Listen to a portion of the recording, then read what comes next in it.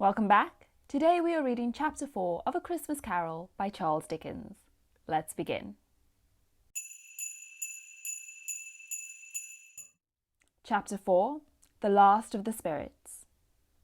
The phantom slowly, gravely, silently approached. When it came near him, Scrooge bent down upon his knee, for in the very air through which the spirit moved, it seemed to scatter gloom and mystery. It was shrouded in a deep black garment, which concealed its head, its face, its form, and left nothing of it visible save one outstretched hand. But for this it would have been difficult to detach its figure from the night and separate it from the darkness by which it was surrounded. He felt that it was tall and stately when it came beside him, and that its mysterious presence filled him with a solemn dread. He knew no more, for the spirit neither spoke nor moved. "I am in the presence of the ghost of Christmas yet to come," said Scrooge. The spirit answered not, but pointed onward with its hand. "You are about to show me shadows of the things that have not happened, but will happen in the time before us?" Scrooge pursued. "Is that so, spirit?" The upper portion of the garment was contracted for an instant in its folds, as if the spirit had inclined its head. That was the only answer he received.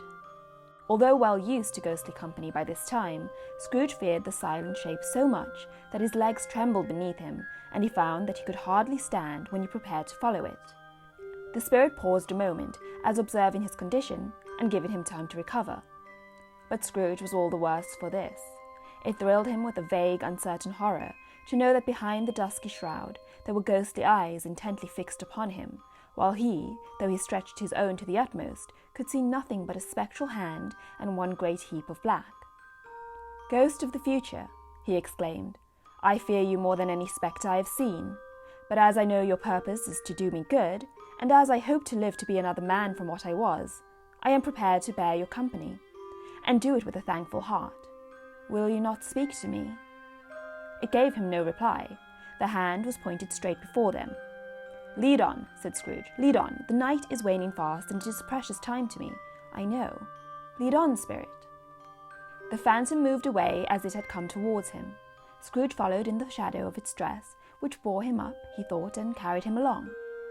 They scarcely seemed to enter the city, for the city rather seemed to spring up about them and encompass them of its own act. But there they were, in the heart of it, on change amongst the merchants, who hurried up and down, and chinked the money in their pockets, and conversed in groups, and looked at their watches, and trifled thoughtfully with their great gold seals, and so forth, as Scrooge had seen them often. The spirit stopped beside one little knot of businessmen. Observing that the hand was pointed to them, Scrooge advanced to listen to their talk. "No," said a great fat man with a monstrous chin. "I don't know much about it either way. I only know he's dead." "When did he die?" inquired the other. "Last night, I believe." "Why, what was the matter with him?" asked the third, taking a vast quantity of snuff out of a very large snuff-box. "I thought he'd never die." "God knows," said the first, with a yawn. "What has he done with his money?" asked the red-faced gentleman with a pendulous excrescence on the end of his nose that shook like the gills of a turkey-cock. "I haven't heard," said the man with the large chin, yawning again. "Left it to his company, perhaps?" "He hasn't left it to me. That's all I know." This pleasantry was received with a general laugh. "It's likely to be a very cheap funeral," said the same speaker, "for upon my life I don't know of anybody to go to it. Suppose we make up a party and volunteer?" "I don't mind going if a lunch is provided," observed the gentleman with the excrescence on his nose. "But I must be fed if I make one." Another laugh. "Well, I am the most disinterested among you after all," said the first speaker, "for I never wear black gloves and I never eat lunch. But I'll offer to go, if anybody else will. When I come to think of it, I'm not at all sure that I wasn't his most particular friend, for we used to stop and speak whenever we met. Bye-bye." Speakers and listeners strolled away and mixed with other groups. Scrooge knew the men and looked towards the spirit for an explanation. The phantom glided on into a street. Its finger pointed to two persons meeting. Scrooge listened again, thinking that the explanation might lie here. He knew these men also, perfectly. They were men of business, very wealthy, and of great importance. He had made a point always of standing well in their esteem, in a business point of view, that is. Strictly in a business point of view. "How are you?" said one. "How are you?" returned the other. "Well," said the first, "Old Scratch has got his own at last, eh?" "So I am told," returned the second. "Cold, isn't it?" "Seasonable for Christmas time. You're not a skater, I suppose?" No. Something else to think of. Good morning." Not another word. That was their meeting, their conversation, and their parting. Scrooge was at first inclined to be surprised that the spirit should attach importance to conversations apparently so trivial, but feeling assured that they must have some hidden purpose, he set himself to consider what it was likely to be. They could scarcely be supposed to have any bearing on the death of Jacob, his old partner, for that was past, and this ghost provenance was the future. Nor could he think of anyone immediately connected with himself to whom he could apply them. But nothing doubting that to whomsoever they applied, they had some latent moral for his own improvement, he resolved to treasure up every word he heard and everything he saw, and especially to observe the shadow of himself when it appeared. For he had an expectation that the conduct of his future self would give him the clue he missed, and would render the solution of these riddles easy. He looked about in that very place for his own image, but another man stood in his accustomed corner, and though the clock pointed to his usual time of day, for being there, he saw no likeness of himself among the multitudes that poured in through the porch. It gave him a little surprise, however, for he had been revolving in his mind a change of life, and thought and hoped he saw his newborn resolutions carried out in this. Quiet and dark beside him stood the phantom, with its outstretched hand. When he roused himself from his thoughtful quest, he fancied from the turn of the hand and its situation in reference to himself, that the unseen eyes were looking at him keenly. It made him shudder and feel very cold. They left the busy scene and went into an obscure part of the town, where Scrooge had never penetrated before, although he recognized its situation and its bad repute. The ways were foul and narrow, the shops and houses wretched, the people half naked, drunken, slipshod, ugly. Alleys and archways, like so many cesspools, disgorged their fences of smell, and dirt and life upon the straggling streets, and the whole quarter reeked with crime, with filth and misery. Far in this den of infamous resort, there was a low-browed, beetling shop, below a penthouse roof, where iron, old rags, bottles, bones, and greasy offal were bought. Upon the floor within were piled up heaps of rusty keys, nails, chains, hinges, files, scales, weights, and refuse iron of all kinds. Secrets that few would like to scrutinize were bred and hidden in mountains of unseemly rags, masses of corrupted fat, and sepulchres of bones. Sitting in among the wares he dealt in, by a charcoal stove made of old bricks, was a grey-haired rascal, nearly 70 years of age, who had screened himself from the cold air without by a frowsy curtaining of miscellaneous tatters, hung upon a line, and smoked his pipe in all the luxury of calm retirement. Scrooge and the Phantom came into the presence of this man, just as a woman with a heavy bundle slunk into the shop. She had scarcely entered when another woman, similarly laden, came in too, and she was closely followed by a man in faded black, who was no less startled by the sight of them than they had been upon the recognition of each other. After a short period of blank astonishment, in which the old man with the pipe had joined them, they all three burst into a laugh. "Let the charwoman alone to be the first," cried she, who had entered first. "Let the laundress alone to be the second, and let the undertaker's man alone to be the third. Look here, old Joe, here's a chance, if we haven't all three met here without meaning it." "You couldn't have met in a better place," said old Joe, removing his pipe from his mouth. "Come into the parlour. You were made free of it long ago, you know, and the other two aren't strangers. Stop till I shut the door of the shop. Ah, how it squeaks! There aren't such a rusty bit of metal in the place as its own hinges, I believe, and I'm sure there's no such old bones here as mine. We're all suitable to our calling. We're well matched. Come into the parlour. Come into the parlour." The parlour was the space behind the screen of rags. The old man raked the fire together with an old stair rod, and having trimmed his smoky lamp, for it was night, with the stem of his pipe, put it in his mouth again. While he did this, the woman who had already spoken threw her bundle on the floor and sat down in a flaunting manner on a stool, crossing her elbows on her knees and looking with a bold defiance at the other two.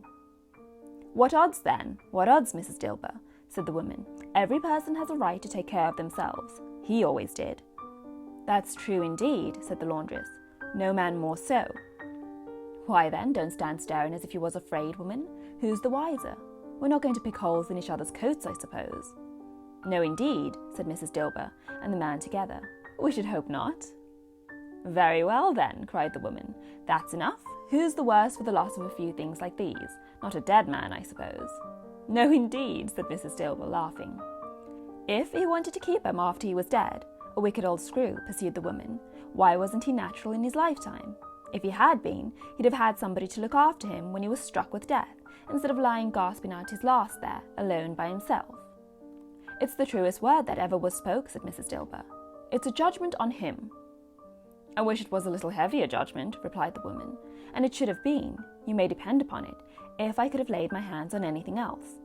Open that bundle, old Joe, and let me know the value of it. Speak out plain. I'm not afraid to be the first, nor afraid for them to see it. We know pretty well that we were helping ourselves before we met here, I believe. It's no sin. Open the bundle, Joe. But the gallantry of her friends would not allow of this, and the man in faded black, mounting the breach first, produced his plunder. It was not extensive. A seal or two, a pencil case, a pair of sleeve buttons, and a brooch of no great value were all. They were severally examined and appraised by old Joe, who chalked the sums he was disposed to give for each upon the wall, and added them up into a total when he found there was nothing more to come. That's your account, said Joe, and I wouldn't give another sixpence if I was to be boiled for doing it. Who's next?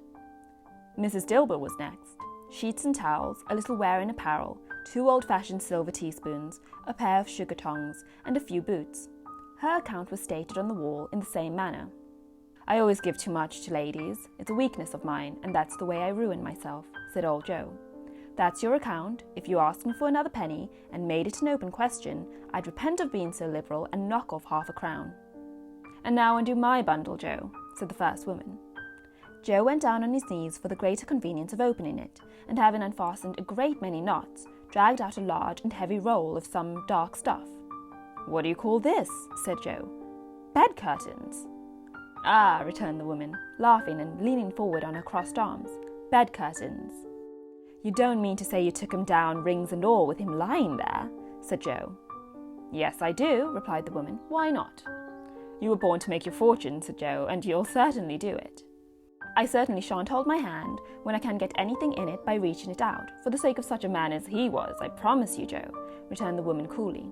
Don't drop that oil upon the blankets now. His blankets? Asked Joe. Whose else's do you think? Replied the woman. He isn't likely to take cold without him, I dare say. I hope he didn't die of anything catching, eh? Said old Joe, stopping in his work and looking up.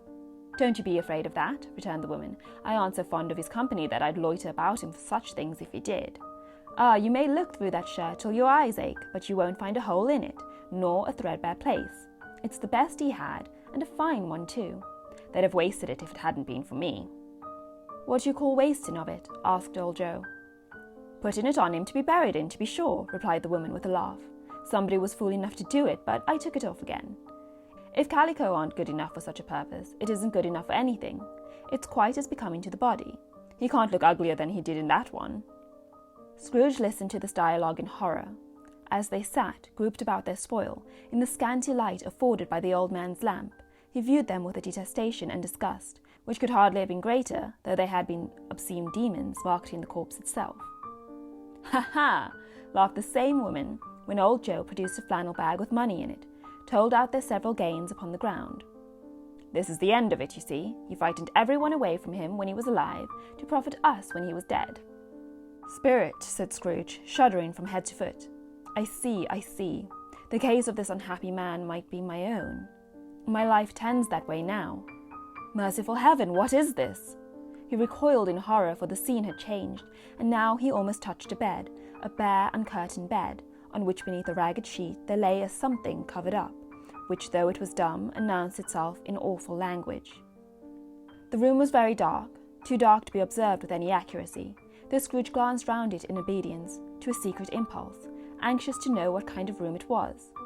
A pale light, rising in the outer air, fell straight upon the bed, and on it, plundered and bereft, unwatched, unwept, uncared for, was the body of this man. Scrooge glanced toward the phantom. Its steady hand was pointed to its head. The cover was so carelessly adjusted that the slightest raising of it, the motion of a finger upon Scrooge's part, would have disclosed the face. He thought of it, felt how easy it would be to do, and longed to do it, but had no more power to withdraw the veil than to dismiss the spectre at his side. O cold, cold, rigid, dreadful death, set up thine altar here, and dress it with such terrors as thou hast at thy command, for this is thy dominion. but of the loved, revered, and honoured head, thou canst not turn one hair to thy dread purposes, or make one feature odious. It is not that the hand is heavy and will fall down when released. It is not that the heart and pulse are still, but that the hand was open, generous and true, the heart brave, warm and tender, and the pulse a man's. Strike, shadow, strike, and see his good deeds springing from the wound, to sow the world with his life immortal. No voice pronounced these words in Scrooge's ears, and yet he heard them when he looked upon the bed. He thought, if this man could be raised up now, what would be his foremost thoughts? Avarice, hard dealing, griping cares? They have brought him to a rich end, truly. He lay in the dark, empty house, with not a man, a woman, or a child to say that he was kind to me in this or that, and for the memory of one kind word I will be kind to him. A cat was tearing at the door, and there was a sound of gnawing rats beneath the hearthstone.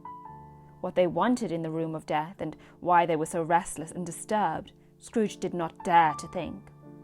"Spirit," he said, "this is a fearful place. In leaving it I shall not leave its lesson, trust me. Let us go."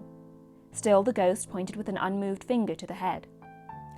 "I understand you," Scrooge returned, "and I would do it if I could. But I have not the power, Spirit. I have not the power." Again it seemed to look upon him. "If there's any person in the town who feels emotion caused by this man's death," said Scrooge, quite agonized, "show that person to me. Spirit, I beseech you." The phantom spread its dark robe before him for a moment like a wing, and withdrawing it revealed a room by daylight, where a mother and her children were. She was expecting someone, and with anxious eagerness, for she walked up and down the room, started at every sound, looked out from the window, glanced at the clock, tried but in vain to work with her needle, and could hardly bear the voices of the children in their play. At length the long-expected knock was heard. She hurried to the door and met her husband, a man whose face was careworn and depressed, though he was young. There was a remarkable expression in it now, a kind of serious delight of which he felt ashamed, and which he struggled to repress. He sat down to the dinner that had been hoarding for him by the fire, and when she asked him faintly what news, which was not until after a long silence, he appeared embarrassed how to answer. "Is it good?" she said. "Or bad?" to help him. "Bad," he answered. "We are quite ruined." "No, there's hope yet, Caroline." "If he relents," she said amazed, "there is. Nothing is past hope if such a miracle has happened." "He is past relenting," said her husband. "He is dead." She was a mild and patient creature if her face spoke truth, but she was thankful in her soul to hear it, and she said so with clasped hands. She prayed forgiveness the next moment and was sorry, but the first was the emotion of her heart.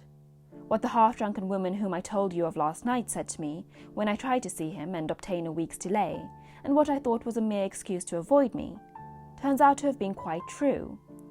He was not only very ill, but dying then. To whom will our debt be transferred? I don't know, but before that time we shall be ready with the money, and even though we were not, it would be a bad fortune indeed to find so merciless a creditor in his successor. We may sleep tonight with light hearts, Caroline. Yes, soften it as they would, their hearts were lighter. The children's faces, hushed and clustered round to hear what they so little understood, were brighter, and it was a happier house for this man's death. The only emotion that the ghost could show him, caused by the event, was one of pleasure. "Let me see some tenderness connected with the death," said Scrooge, "or that dark chamber spirit which we left just now will forever be present to me." The ghost conducted him through several streets familiar to his feet, and though as they went along Scrooge looked here and there to find himself, but nowhere was he to be seen. They entered poor Bob Cratchit's house, the dwelling he had visited before, and found the mother and the children seated round the fire. Quiet, very quiet. The noisy little Cratchits were as still as the statues in one corner, and sat looking up at Peter, who had a book before him. The mother and the daughters were engaged in sewing, but surely they were very quiet. And he took a child and set him in the midst of them. Where had Scrooge heard those words? He had not dreamed them. The boy must have read them out, as he and the spirit crossed the threshold. Why did he not go on? The mother laid her work upon the table, and put her hand up to her face. "The colour hurts my eyes," she said. "The colour? Ah, poor Tiny Tim." "They're better now again," said Cratchit's wife. "It makes them weak by candlelight, and I wouldn't show weak eyes to your father when he comes home for the world. It must be near his time." "Past it, rather," Peter answered, shutting up his book. "But I think he walked a little slower than he used to. These few last evenings, Mother." They were very quiet again. At last she said, and in a steady, cheerful voice that only faltered once, I have known him to walk with Tiny Tim upon his shoulder very fast indeed." "And so have I," cried Peter. "Often." "And so have I," exclaimed another. "So had all." "But he was very light to carry," she resumed, intent upon her work, "and his father loved him so, that it was no trouble. And there's your father at the door." She hurried out to meet him, and little Bob, in his comforter, he had need of it, poor fellow, came in. His tea was ready for him on the hob, and they all tried who should help him to it most. Then the two young Cratchits got upon his knees and laid each child a little cheek against his face, as if they said, "Don't mind it, father, don't be grieved." Bob was very cheerful with them, and spoke pleasantly to all the family. He looked at the work upon the table and praised the industry and speed of Mrs. Cratchit and the girls.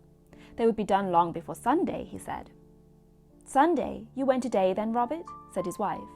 "Yes, my dear," returned Bob. "I wish you could have gone. It would have done you good to see how green a place it is. But you'll see it often.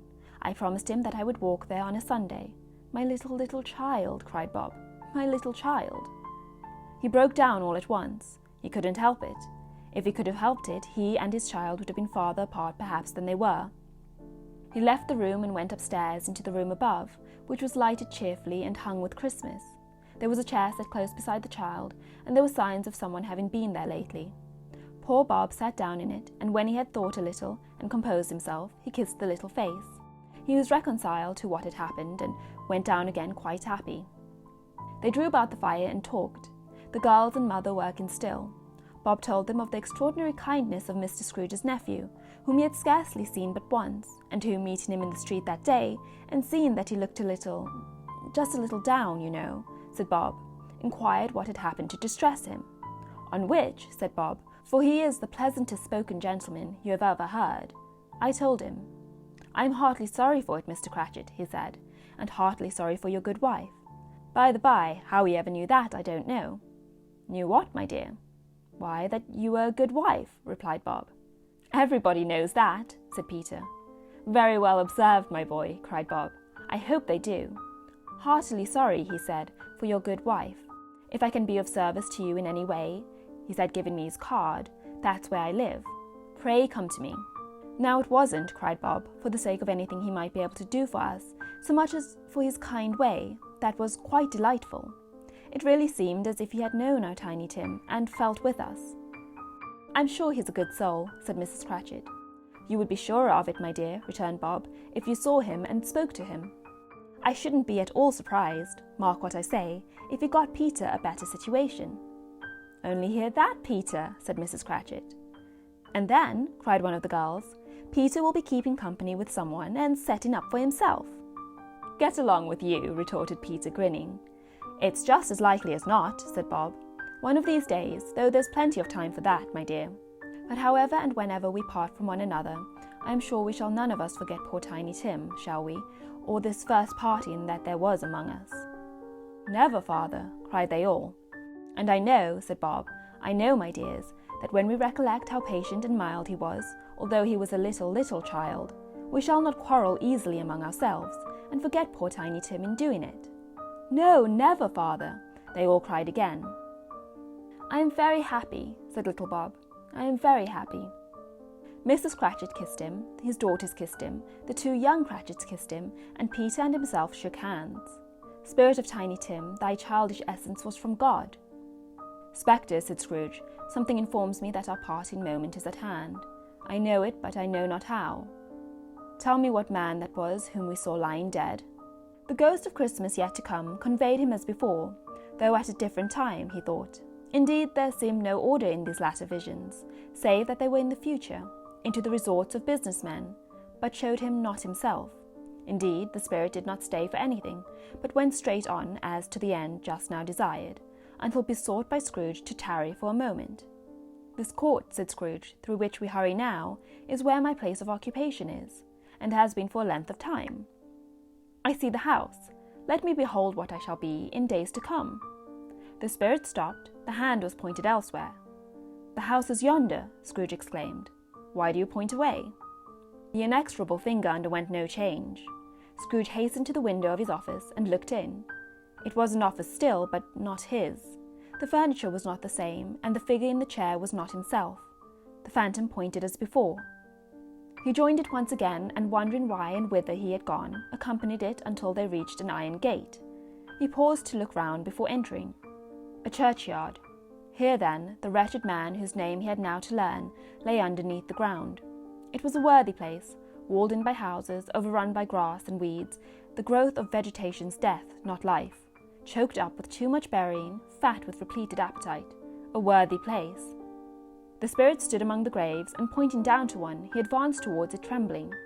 The phantom was exactly as it had been, but he dreaded that he saw new meaning in its solemn shape. "Before I draw nearer to that stone to which you point," said Scrooge, "answer me one question. Are these the shadows of things that will be, or are they shadows of things that may be only?" Still the ghost pointed downward to the grave by which it stood. "Men's courses will foreshadow certain ends, to which, if persevered in, they must lead," said Scrooge. "But if the courses be departed from, the ends will change. Say it is thus with what you show me." The spirit was immovable as ever. Scrooge crept towards it, trembling as he went, and following the finger read upon the stone of the neglected grave his own name, Ebenezer Scrooge. "Am I the man who lay upon the bed?" he cried upon his knees. The finger pointed from the grave to him and back again. "No, spirit, no, no!" The finger still was there. "Spirit," he cried, tight clutching at his robe, "hear me. I am not the man I was. I will not be the man I must have been but for this intercourse. Why show me this, if I am past all hope?" For the first time the hand appeared to shake. "Good spirit," he pursued, as down upon the ground he fell before it, "your nature intercedes me and pities me. Assure me that I yet may change these shadows you have shown me, by an altered life." The kind hand trembled. "I will honour Christmas in my heart, and try to keep it all the year.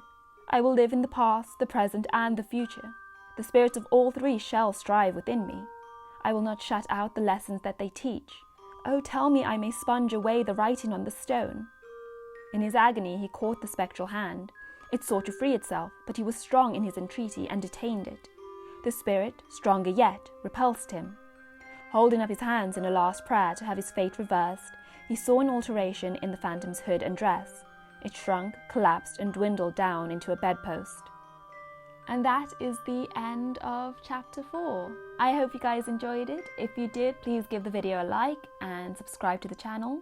And next week will be the final chapter of A Christmas Carol. So I will see you then.